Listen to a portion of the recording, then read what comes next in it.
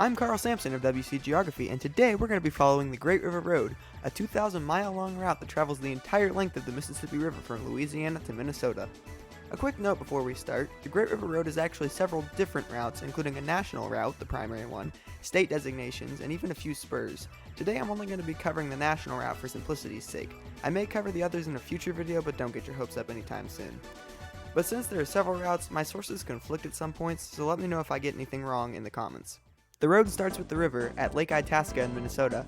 At first the road just kind of follows some smaller county roads and is really hard to follow on a map. Eventually it junctions US Route 2 in Bemidji. From here the road mirrors US 2, even joining in a few parts until the Mississippi splits off near Grand Rapids. From here, the route junctions Route 200 before curving back to meet US Route 169 near Palisade. The road crosses the river north of Aiken before meeting Route 210 and US 169 in the same city.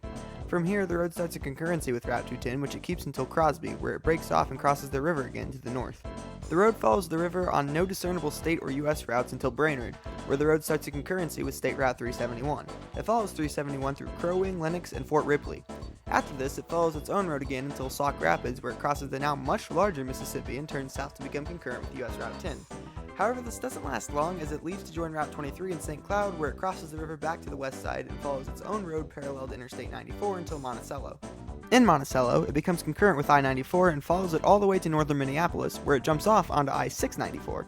From here, it circles around St. Paul on 694 until breaking off to go south on US Route 61 and 10. This doesn't last long, however, because it switches to US 10 alone north of Hastings. It follows US 10 to Point Douglas, where it crosses the St. Croix River into Prescott, Wisconsin.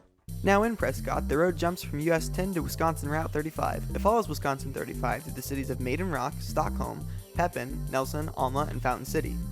Near Trimpolo, the Great River Road joins US Route 53. It follows US 53 south through Onalaska, a confusing name for a town in western Wisconsin, where it gets back on Route 35 and meets I-90 in La Crosse. From here it follows 35 to DeSoto, where it crosses the river on Route 82 into Iowa. Now in Lansing, Iowa, the road gets back onto its own road again. I hate when it does this because it's so hard to track on a map, but regardless, it follows its own road to Marquette. In Marquette, it picks up US Route 18, nearly missing Prairie du Chien, and follows it to US 52. From here, the road is concurrent with 52 until a few miles south of Guttenberg, where it breaks off onto State Route 3. It follows Route 3 through Balltown, which if you believe me, is right across the river from Dickeyville, before entering Dubuque. This road kinda gets jostled around inside Dubuque before coming out on the other side onto US 20 in Illinois. Now on US 20, the road follows it through Galena, before junctioning and switching to Illinois State Route 84, which it follows through Savannah, Fulton, and Cordova. It meets I-80 in Rapid City before jumping onto Illinois 92 through the Quad Cities. It follows 92 all the way to Illinois City, where it crosses the now mighty Mississippi into Muscatine, Iowa. Now don't be fooled, we will return to Illinois shortly, but first we enter Iowa again. Now my sources don't actually denote what route it follows through this part of Iowa, so all I can tell you is that it re-enters Illinois in Fort Madison, a few miles to the south. I told you we would be back. Now in Nyota, the Great River Road follows Illinois Route 96. It follows 96 through Nauvoo and Warsaw. In Quincy, it switches from Route 96 to US 24, and then from there, from US 24 to Illinois State Route 57. Now on 57, it travels through the small town of Marblehead. In Fall Creek, 57 ends and the river road jumps onto Interstate 172, although it only lasts for about a mile and a half before the road jumps onto I-72 and US Route 36 outside of Hull. The road from here remains concurrent on 72 across the Mark Twain Memorial Bridge into Hannibal, Missouri. Now that we're in Hannibal, the road gets off 72 and 36 and onto Missouri State Route 79. It follows 79 southeast through the towns of Louisiana, Clarksville, Ellsbury, Winfield, and O'Fallon. In O'Fallon, the road becomes concurrent with I-70. It follows 70 into downtown St. Louis before junctioning way too many routes to list here, but ultimately ends up on I-55 south. The road follows 55 through some southern St. Louis suburbs before jumping off onto US 61 north of St. Genevieve. The maps don't exactly state where, so that's left up to interpretation. Now on 61, we go through St. Genevieve and then loop around the outside of Kaskaskia, Illinois before getting on State Route 51 and crossing into Chester, Illinois.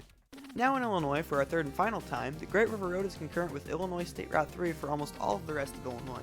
It runs through the towns of Chester, Gorham, Ware, McClure, and Olive Branch. Finally, in Cairo, Illinois 3 ends, and then we junction Interstate 57, then become concurrent with US Route 51, and then finally also join US 60 before crossing the Ohio River into Kentucky. Now that we're in Kentucky, the river road follows US 51 through Wickliffe before splitting off onto Route 123 in Bardwell. 123 runs to Columbus and to the south. where the road changes its concurrency several times but ultimately comes out to State Route 78 in Tennessee. We won't remain in Tennessee for long, however. On Route 78, we head south to Dyersburg, where we junction Interstate 155. After this, we gain concurrency with US Route 51 again. This concurrency remains all the way to Memphis, where it switches routes again. We have here yet another situation in which my sources contradict each other. One states that the route continues south into Mississippi on US 61, but the other, which I trust more, says the road crosses the river into Arkansas. So I'm going to give you what I think is the best possible depiction of the Arkansas route given the notes and barebones descriptions that exist. My guess is that the road probably crosses the river at the I-40 bridge, and then I presume gets off onto US Route 79 in Jeanette. From here, I would guess that it would follow 79 to Mariana, where it would then turn due south onto State Route 1. From there, it goes south and gains concurrency with US 49 in Barton, which it would then lose in Marble, before becoming concurrent with US 165 in DeWitt. After this, it would become concurrent with US Route 65 through McGehee and Lake Village, where it crosses into Mississippi on US 278. Again, this is just my guess as to what it would look like. The actual national route probably follows some smaller roads closer to the river, and if anyone does know where the national route goes, please let me know in the comments because I was unable to find anything on it. Now we're in Greenville, Mississippi. We turn south onto Route 1, which we follow for a while until meeting up with Route 14 and eventually turning south on US Route 61. From here, the road follows 61 through Vicksburg, where it junctions I-20, Port Gibson, where the road breaks off momentarily but rejoins 61 quickly afterwards, and Natchez. After this, it follows US 61 south and out of the state into Louisiana. Alright, this is where the national route signage starts to get a bit funky again. Even in Louisiana, the Great River Road still follows US Route 61, staying with it all the way until Baton Rouge, where it crosses the river on US 190 before turning south onto, well, we don't know. It isn't really stated where exactly it turns onto, but it does travel through the city of Baton Rouge and emerges following a long series of minor state routes very close to the river. I'm not going to list them all out here, but they all hug the river to and even through New Orleans. Eventually, it continues on to State Route 23, going through the small riverside towns of Live Oak, Diamond, Empire, and Triumph. Finally, the southern end of the Great River Road, after 2,000 miles of Midwest, is in Venice, Louisiana, just a few miles north of the Gulf of Mexico. Whew, that was way longer than I thought it would be. Thanks for sticking through to the end, and if you like this style of content, maybe consider subscribing. That's all for now, and I will see you in the next video.